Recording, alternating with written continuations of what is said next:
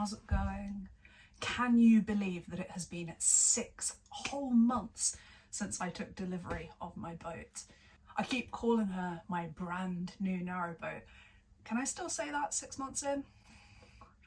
I knew for the longest time that I wanted a tiny narrowboat, and by the time I decided to buy a brand new 25-foot Aintree Beetle, I was pretty certain that the layout was perfect and the boat was going to be everything that I dreamed of. Now, I'm not saying that that isn't true. I am very happy with the boat, but there are some things that if I could, I would change. Most of them are cosmetic or personal taste kind of things, but I think the first one is also a bit of a safety issue, and that is the size of the propeller. The propeller is too small for the boat, and the boat is ridiculously slow.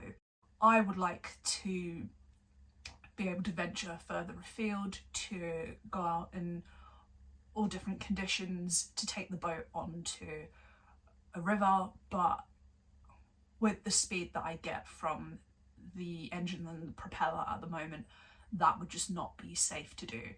I get a maximum speed of about 2, maybe 2.5 miles per hour. So when I have the boat out of the water, whether that be this year or next year, I will look at getting a quote to upgrade the propeller. Second thing, I think the boat is really lacking by not having any hanging space. There are 2 cupboards at the front of the boat, and I know that I've seen on older models of the Beetle that one of these cupboards used to extend up to the ceiling to make a wardrobe. And granted, it wouldn't be a very big wardrobe, but I think it would just be really handy. At the moment, I have my coat hanging on the bathroom door, I have my fleece hanging on the shower curtain.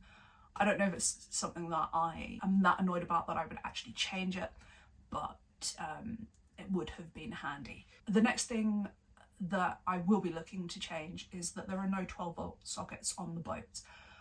Apparently it was an optional extra, but I don't remember ever seeing a list of optional extras. It's something I can live without, especially in the summer, but it would be handy to have some 12 volts, especially when I'm out cruising and I don't have great solar.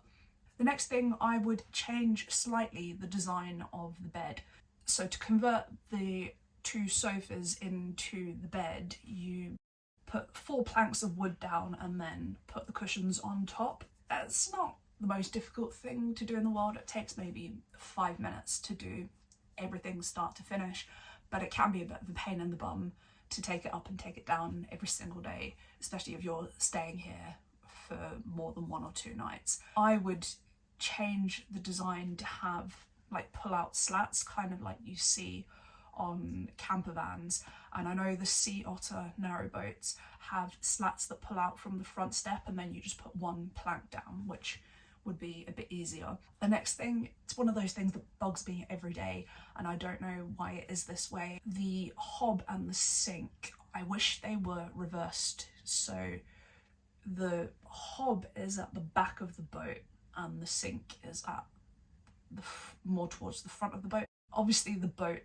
tilts more down towards the back, which is a deliberate design feature so that rainwater will drip off of the back of the boat and go out through the drainage holes.